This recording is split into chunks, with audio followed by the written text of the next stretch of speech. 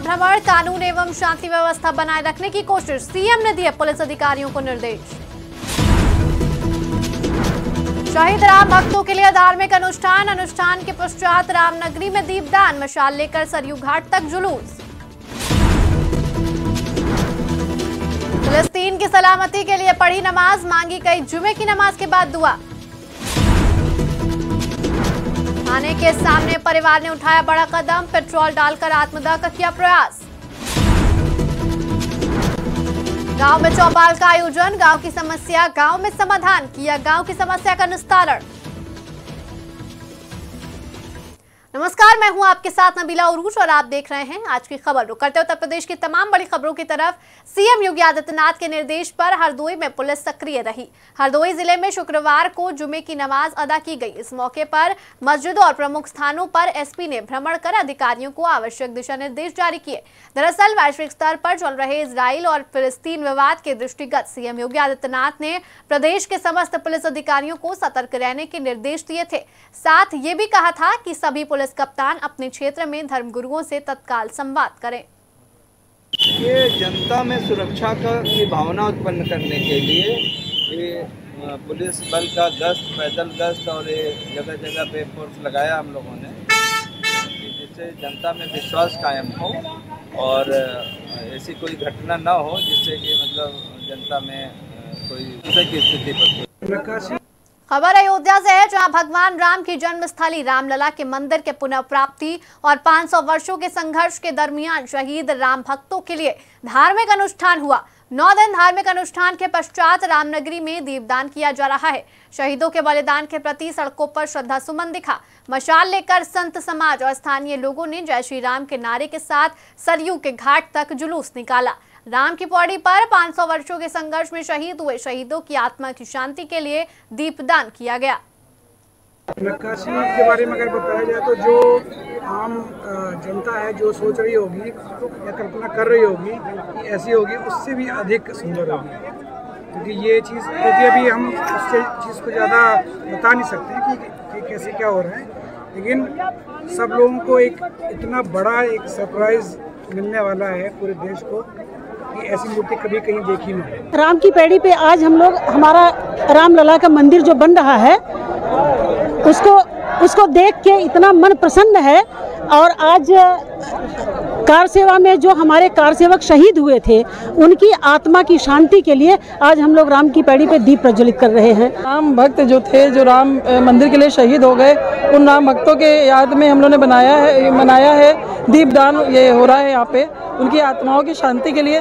और 500 वर्ष तक जिन्होंने यहाँ पे राम मंदिर के लिए अपनी आत्मा खबर हरदोई से है, जहां टंडियावा थाने के गेट पर एक परिवार ने आत्मदाह करने के उद्देश्य से ज्वलनशील पदार्थ छिड़क लिया, जिससे अफरा तफरी मच गई। हालांकि थाने पर मौजूद कर्मियों ने उनको बचा लिया। एएसपी ने मौके पर पहुंचकर जांच पड़ताल की और परिवार से बात की। एएसपी ने कहा मारपीट का मामला है, छेड़छाड़ के आरोप लगाए गए हैं, जांच कराई जा रही है। साथ ही पुलिस की लापरवाही की भी जांच की जा रही है। हालांकि घटना से इलाके में अभी भी हड़कंप मचा हुआ है। पीड़ित युवक का कहना था कि उसकी बेटी के साथ कुछ लड़कों ने छेड़छाड़ की, मारपीट भी की। इस मामले में अभी तक उसकी कोई सुनवाई नहीं की गई, जिससे वो परेशान है। परसों दिन 11 तारीख को हम खेत में थे, पीछे से मेरे 8 बज गया लगभग, तो बिटिया ने कहा पानी लेकर हम जाएं। और मेरे भैया थे दो पीछे उसके, वो पीछे दूर थे। इसको पकड़ लिया, घसीट दिया, इसके पाले ने पकड़ लिया गन्ना में और घसीटने लगा गलत नज़र से। तब वो चिल्लाने लगी। जब वो चिल्लाने लगी तो वो भैया हमारे दौड़ के आए, फिर उसको लड़की को छाड़ दिया, उनको मार पर गन्ना में बेहोश कर दिया। तब ये लड़की भागत गई हमारे पास को, तब हम लोग आए वहाँ से 2-3 जने। फिर उन्होंने टेवा उखाड़ कर हमारे बाँह पे मार दिया। अब वो अपने मारी होने उनके भी चोट लगी है, हल्की पतरी। और हमको तो बहुत मारा गिरा कर गन्ना में। हाँ, फिर हमने एप्लीकेशन यहाँ दिया कर, एप्लीकेशन 11 तारीख को दिया। कल हो गया, आज हो गया 11 बजे वहाँ से चले गए, कोई सुनवाई हमारी नहीं हुई। बेइज्जती का काम है, यहाँ कोई आया नहीं जांच करने। तब यहाँ आए, हमने यहाँ पता लगाया कि सर हमारी एप्लीकेशन कहाँ है, कहीं देखे भाल नहीं। परसों के दिन 11 तारीख को हम टंडियावा थाना क्षेत्र का एक गांव है देविया फतेहपुर, वहाँ पे 11/10/2023 को 2 पक्षों में मारपीट हुई थी। एक पक्ष नीरज पुत्र भीखम राठौर का था और नीरज पुत्र भीखम राठौर एक कोई व्यक्ति है, उनका फार्म हाउस है जिसकी रखवाली करते हैं। और जो ये संतू का पक्ष है, ये उसी फार्म हाउस के बीच से इनका आना जाना है अपने खेत में, जिसमें तार लगे हुए हैं। तो इसी को निकलने को लेकर मारपीट हुआ था, जिसमें नीरज की तरफ से संतू आदि 4 लोगों पे 323, 504, 506 का अभियोग पंजीकृत हुआ था। और जो दूसरा पक्ष है संतू, वो थाने पे आए, हालांकि वो अभियुक्त हैं, और उन्होंने ये आरोप लगाया कि मेरे साथ भी घटना हुई है मारपीट की और उनकी पुत्री के छेड़खानी की। तो इन्होंने कहा है कि हमने प्रार्थना पत्र दिया था, यद्यपि प्रार्थना पत्र कोई थाने पे प्राप्त नहीं है। और इनकी बांदा में एक नवविवाहिता स्कूल जाने का बहाना करके घर से निकली और प्रेमी संग रफू चक्कर हो गई। जब शाम में घर नहीं पहुंची तो पिता ने खोजबीन शुरू की, लेकिन कुछ पता नहीं चला। युवती अपने साथ शादी के गहने भी साथ ले गई। पिता ने परेशान होकर आरोपी युवक के खिलाफ केस दर्ज कराया। पुलिस सर्विलांस के जरिए दोनों की तलाश में जुटी हुई है। पुलिस का दावा है कि जल्द ही बरामद करके आगे की कानूनी कार्रवाई की जाएगी। खबर प्रयागराज से है, जहां हंडिया नगर पंचायत अध्यक्ष कुलसुम बीवी के पति अहमद अंसारी को नगर पंचायत कार्यालय में जाने से रोक दिया गया। अधिशासी अधिकारी चेतन कुमार तिवारी द्वारा बताया गया कि नगर पंचायत अध्यक्ष कुलसुम बीवी के पति द्वारा नगर पंचायत में भयावह माहौल उत्पन्न किया जाता है, जिसके चलते उन्हें नगर पंचायत में बैठने से अवरोध किया जाता है। इतना ही नहीं, बात ये भी सामने आई कि अध्यक्ष के पति द्वारा नगर पंचायत के कर्मचारियों को डरा धमकाकर उनसे अपने व्यक्तिगत कार्य करवाए जाते हैं और जब कोई इसका विरोध करता है तो उसे नगर पंचायत से निकलने की धमकियां दी जाती हैं। ये नगर पंचायत हड़िया में श्रीमती कुलसुम बेगम जी यहाँ पर अध्यक्ष नियुक्त हुई हैं। उनके पति श्री मोहम्मद अहमद अंसारी जी द्वारा कार्यालय में आए दिन आते हैं, किसी भी राष्ट्रीय त्यौहार पर ऐसे भी आते हैं और चेयरमैन की कुर्सी पर बैठकर या बोर्ड की बैठक में भी वो कभी कभी अंदर चले जाते हैं। और इसके बाद क्या हुआ, अध्यक्ष जी जब भी कुर्सी पर बैठते हैं, एक पूरी तरह से गैरकानूनी है और प्रतिनिधि हस्तक्षेप अधिनियम ये कहता है कि कोई भी प्रतिनिधि, चाहे वो उसकी पत्नी जीती हो या खबर लखीमपुर खीरी से है, जहां बदमाशों के हौसले बुलंद नजर आ रहे हैं। मझगवां कोतवाली क्षेत्र के जंग बहादुरगंज के पास नेशनल हाईवे पर बदमाशों ने ट्रक चालक क्लीनर से 7,000 की नकदी और सामान लूटा और फिर फरार हो गया। लूट का विरोध करने पर चालक क्लीनर को तमंचे की बट मारकर घायल कर दिया गया। इस घटना के बाद पुलिस को जैसे ही सूचना मिली, पुलिस आगे की कार्रवाई में जुट गई। खबर महोबा से है, जहां पुलिस को बड़ी सफलता हाथ लगी है। चेकिंग के दौरान पुलिस ने अवैध तरीके से परिवहन किया जा रहा 53 किलो अवैध सूखा गांजा बरामद किया है। बाजार में गांजे की अनुमानित कीमत 15 लाख रुपए बताई जा रही है। साथ ही गांजा परिवहन में इस्तेमाल की जा रही एक बोलेरो भी बरामद की है। देखिए, श्रीनगर पुलिस व एसओजी महोबा को आज बहुत बड़ी कामयाबी मिली है। एक बोलेरो कार गाड़ी को चेकिंग के दौरान पकड़ा गया, जिसके अंदर से हमें 53 किलोग्राम गांजा इलीगल बरामद हुआ है, जिसकी अनुमानित कीमत मार्केट में लगभग 15 लाख रुपए है। और यह इस नाते भी इसमें 3 लोगों को हमने गिरफ्तार किया है। और ये जो बोलेरो गाड़ी है, इसके भी सारे नंबर प्लेट्स वगैरह के साथ छेड़खानी इन्होंने की हुई थी। इसके तहत NDPS व 419-20 का मुकदमा पंजीकृत करते हुए इन्हें जेल भेजा जा रहा है। ये बहुत अच्छी कार्रवाई इस नाते भी है कि पास के ही मध्य प्रदेश में आचार संहिता लागू है और ये वहीं उसी क्षेत्र को बेसिकली तीनों लोग बिलोंग करते हैं और इनका अल्टीमेट प्लान वहीं पे इस गांजा को डिस्ट्रीब्यूट करना था। और इस तरह से बॉर्डर चेकिंग, क्योंकि हम लोग बहुत स्ट्रांगली इस समय करा रहे हैं, और ये उस तरह से चुनाव के नातों भी बहुत अच्छी खबर महोबा से है, जहां जुमे की नमाज के बाद फिलिस्तीनियों की सलामती के लिए दुआ मांगी गई। समदनगर स्थित अब्बा हजूर की दरगाह और मस्जिद में इजराइल द्वारा फिलिस्तीन में मासूमों के साथ निर्दोष इंसानों की हत्याओं को लेकर लोग बेहद आहत हैं। जानकारी के लिए आपको बता दें कि मुख्यमंत्री योगी आदित्यनाथ ने उत्तर प्रदेश में शांति बरकरार रखने के लिए सख्त फरमान जारी कर दिया है कि अगर इजराइल हमास के मामले में किसी ने भड़काऊ बयान दिए और उन्माद फैलाने की कोशिश की तो उस पर कार्रवाई की जाएगी। खबर मथुरा से है, जहां श्री कृष्ण जन्मभूमि संघर्ष न्यास के अध्यक्ष दिनेश शर्मा ने कहा कि यदि मेरी हत्या हो जाती है तो मथुरा जिलाधिकारी इसके जिम्मेदार होंगे।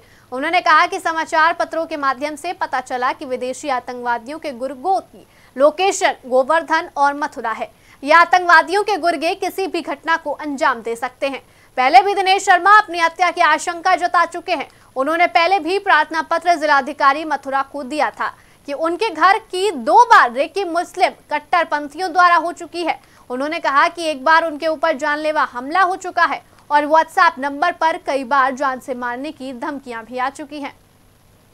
समाचार पत्रों के माध्यम से हमको ज्ञात हुआ है कि आतंकवादी संगठन द्वारा अपने गुर्गों को मथुरा और गोवर्धन में रहने के लिए निर्देश दिया गया है। इसका खुलासा जांच एजेंसियों ने किया है। मैं दिनेश शर्मा श्री कृष्ण जन्मभूमि केस का मुख्य याचिकाकर्ता हूं।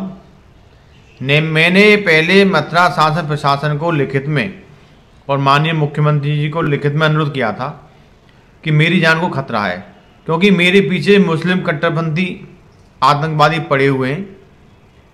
मेरे घर की रेकी कई बार हो चुकी है। एक बार मध्य प्रदेश का नंबर था गाड़ी पर, उसमें मुस्लिम लोग बैठ कर आए थे। एक बार दिल्ली नंबर की गाड़ी से मुस्लिम लोग आए थे और मेरे घर के बारे में जानकारी मांग रहे थे। पड़ोसियों ने जाके पड़ोसी आए तो वो गाड़ी लेके भाग गई।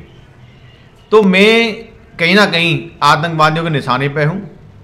यदि मेरी हत्या हो जाती है तो उसमें मथुरा शासन प्रशासन को जिम्मेदार माना जाए, क्योंकि मैं बार बार मथुरा शासन प्रशासन को, मुख्यमंत्री जी को, राज्यपाल जी को लिखित में दे चुका हूँ कि मेरे घर की रेकी हो चुकी है। मुझ पे पहले भी ये मगोरा साइड में हमला हो चुका था और मेरे व्हाट्सएप पर छाता में नेशनल हाईवे 19 पर बने ढाबा और होटलों पर देह व्यापार का कारोबार धड़ल्ले से चल रहा है।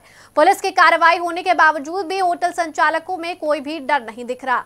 विश्व हिंदू परिषद के कार्यकर्ताओं द्वारा दी गई सूचना पर पुलिस ने एक ढाबे पर दबिश दी, जहां पुलिस को एक युवक के साथ नाबालिग स्कूली छात्रा मिली, जिसके बाद पुलिस ने युवक और छात्रा को हिरासत में ले लिया और थाने में मुकदमा पंजीकृत किया गया। इस मामले में हिंदू महासभा जिला अध्यक्ष छाया गौतम ने बताया कि ये युवक पिछले 1 महीने से इस नाबालिग लड़की के पीछे पड़ा हुआ था। छाता में एक करीब 15 साल की बेटी थी जो स्कूल पढ़ने जा रही थी। उसको एक मुसलमान लड़के ने हिंदू नाम राहुल बता के और उसको बहला फुसला के करीब 1 महीने से उसके पीछे लगा हुआ था, जैसा लड़की ने बताया है। और उसे किसी मस्त टॉप नामक होटल में छाता ले गया। वहाँ मुझे 7:30 बजे करीब सूचना मिली कि ऐसे ऐसे वहाँ एक लड़की को ले जाया जा रहा है, जो कि हिंदू है। लड़की 14 साल की उम्र और 20 साल का करीब लड़का है। तो हमारे यहाँ के क्षेत्र में कुछ पदाधिकारी हैं अखिल भारत हिंदू महासभा के, वो लोग पीछे लगे। वहाँ जाके होटल में चेक कराया तो लड़के ने सिर्फ अपना आधार कार्ड दे रखा था, लड़की का आधार कार्ड नहीं दे रखा था। पुलिस को खबर दी। पुलिस को खबर देने के बाद दोनों लड़का लड़कियों को वहाँ से बरामद किया और अभी उनको थाने लाया गया। उनके खिलाफ मुकदमा कराया जा रहा है। स्कूल में, विद्यालय में पढ़ रही थी और यूनिफॉर्म में थी लड़की, और होटल वाले ने यूनिफॉर्म में इनकी एंट्री कराई है और लड़की का आधार कार्ड भी जमा नहीं है, उसके बाद भी रूम में एंट्री कराई है। माँ बाप मुकदमा करने के लिए राजी हो या ना हो, हिंदूवादी संगठनों की नैतिक जिम्मेदारी है, मौलिक अधिकार है। अगर वो होते हैं राजी तो ठीक, नहीं होते हैं तो हम लोग मुकदमा कराएंगे। वैसे वो डरे हुए हैं थोड़े से, क्योंकि ये मुस्लिम बाहुल्य एरिया समझा जाता है, तो कहीं ना कहीं उनको ये डर है कि हम किराए पे रहते हैं, गरीब लोग हैं, कहीं ऐसा ना हो हमारे ऊपर कोई दिक्कत आ जाए। तो होना है। खबर रायबरेली से है, जहां मुख्यमंत्री ने रायबरेली जिले को वन स्टॉप सेंटर की सौगात दी। साथ ही प्रभारी मंत्री प्रतिभा शुक्ला ने फीता काटकर वन स्टॉप सेंटर का उद्घाटन किया। प्रभारी मंत्री ने बताया कि यहां पर महिलाओं और लड़कियों को किसी समस्या या आपराधिक मामलों से जुड़ी लड़कियों व महिलाओं को 4 दिन तक रखा जाएगा और यहां की स्टाफ के द्वारा उनकी काउंसलिंग कराई जाएगी। तो होना है अभी शुभारंभ, हमारे मुख्यमंत्री जी का धन्यवाद अदा करेंगे। शक्ति मिशन 4 उन्होंने चलाया और वन स्टॉप सेंटर का आज शुभारंभ भी होना है।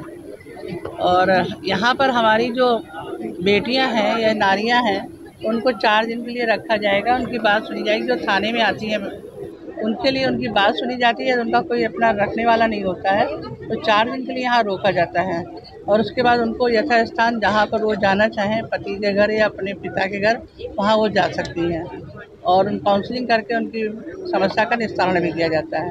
इसके तहत ये वन स्टॉप सेंटर बनाया गया है।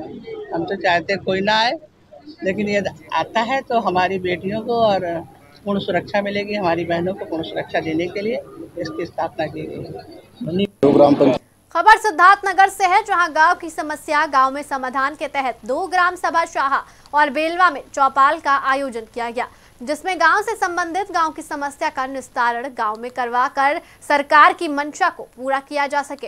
इस चौपाल में मुख्य अतिथि विधानसभा शौरतगढ़ से अपना दल से विधायक विनय वर्मा मौजूद रहे। साथ ही साथ नौगढ़ विकास खंड के खंड विकास अधिकारी अरुण कुमार पांडे और अन्य कर्मचारी भी उपस्थित रहे। ग्राम पंचायतों में ग्राम चौपाल का आयोजन किया गया।